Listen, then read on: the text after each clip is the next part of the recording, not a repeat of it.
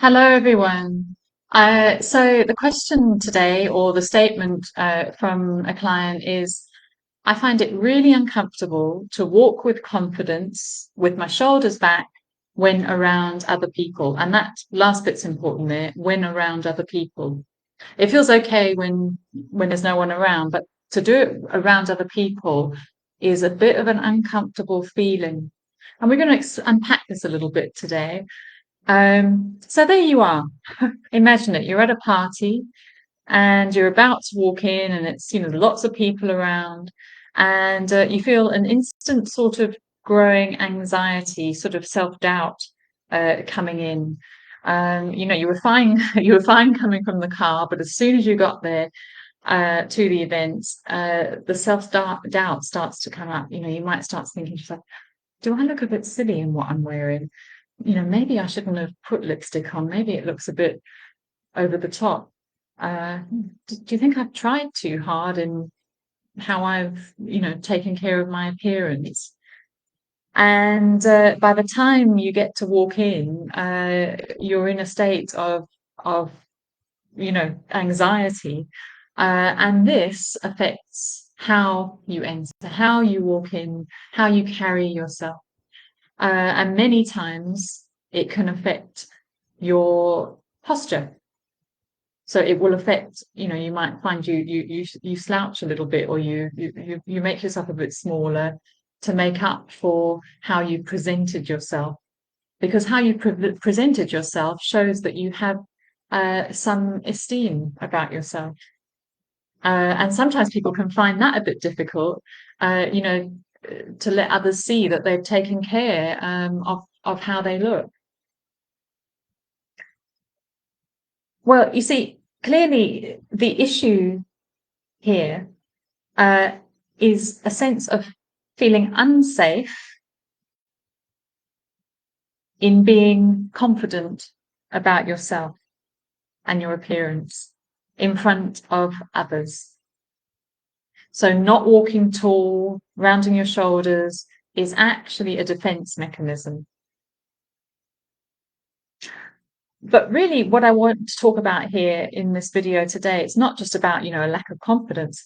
I want to hone in on the fact that people who have had a narcissistic parent, or they've been in a narcissistic relationship, often display this body posture. This body posture becomes their norm.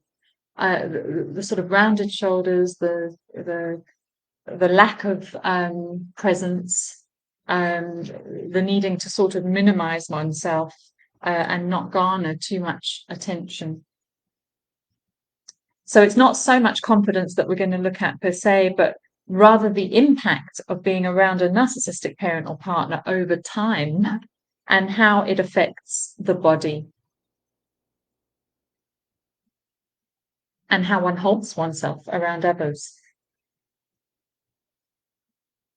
You see, if you were the scapegoat in a narcissistic family, you're actually less likely to walk tall, to carry yourself with confidence around others, because as a child, that would have been potentially ridiculed or been met with, quizzical looks.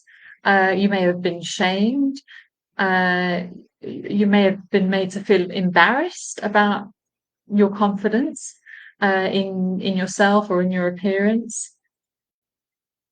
So you were criticized. You were criticized for ever acting with confidence in front of your narcissistic parent. So to hold your shoulders back in the presence of a narcissistic parent or partner is like a bit of a red rag to a bull. Your body communicates to the narcissist your self-esteem or your lack of self-esteem, and they can pick up on that. I mean, we all can, but narcissists are particularly aware of first reading your body in order to ascertain your vulnerabilities. So you will find that those that have been in narcissistic relationships or come from narcissistic families have learned to hold themselves in a way that the narcissist prefers. And that can often be with a lack of assertiveness. The golden child may sort of be a bit betwixt and between on this. On the one hand, they can hold themselves with confidence and walk tall because that was a good reflection for the narcissistic parent. However, inside, the confidence is not authentic. It's based on keeping up a confident exterior. But they also might feel a bit conflicted in that they're aware that others may sometimes be a little resentful. They may be aware of their siblings feeling not jealous, well, possibly jealous, but resentful of them. And that's something that they may try to counteract then by toning their confidence down and not being their full selves. You see, how we hold ourselves in our own bodies can sometimes be both an expression of the core problem, but also the solution. And I ask you just for a minute now, just to be aware of your body. What do you feel that your body position is saying at this moment? Are you sitting with confidence? Are you tired?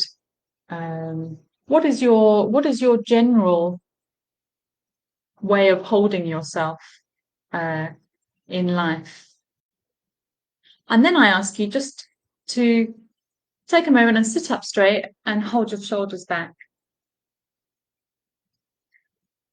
And I don't know if you can experience, but I certainly experience it. Just by doing that, it changes my whole my energy, as they call it, or my feeling in this moment. So just a subtle shift in the body can really have an impact for us in terms of our self-worth. The body is a window into our inner world. And if that inner world is still being run by the internalized narcissist, well, we are going to demonstrate these body postures to reflect that, because the body is speaking. It's telling the world what's going on within us. So if you find that it's hard to walk tall, with your shoulders back, with a sense of having a right to feel good about yourself in front of others, well, then this, I would suggest, is a learned behavior. You may not have been nurtured as a child to be confident in who you are and how you look. No, you came to believe that somehow being you and feeling proud or full of esteem about yourself was the opposite. That you would look silly, actually, and others wouldn't be impressed. And that is the key, really. When you grow up in a narcissistic family, you're always on the alert to what others think. So what will others in a narcissistic family think if you feel super confident and you express that? Well, it's going to put you in potential danger. You may be ridiculed. And that is the core fear here, really. The fear of walking confidently, but if I do, I may be ridiculed. I may be criticized. I may be shown that I shouldn't be confident in myself. The last thing I want to say about this is, when you walk confidently and you hold yourself well, it can attract attention from others. And this is something, as you all know, in narcissistic families, the narcissist wants the attention. So for you to try to, not try to, but for you to hold yourself well and perhaps garner some attention will be seen as a direct attack on them, and they won't like it. So you're aware also of the need to maintain them as the center of attention by stepping back from being in the limelight. So what can we do about this? Well, they say the body actually is the subconscious mind. And so anything we change on the subconscious, we change on the conscious.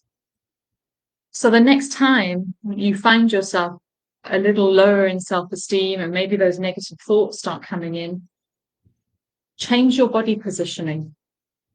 You know what they say, act as if. Force yourself to hold your shoulders back, keep your head high. And you'll find that will have an effect on how you feel. It will put a sort of a boundary with those negative thoughts and in the moment.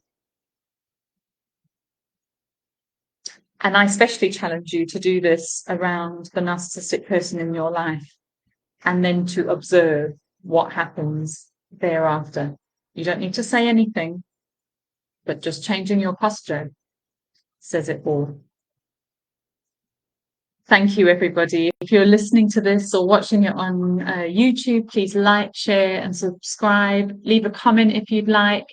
There are other angles to this. Somebody mentioned it in my post this morning in Facebook, that she felt the opposite, in fact. So please do share your take and your experience. I'd love to know.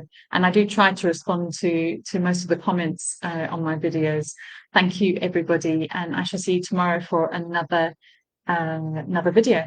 Take care.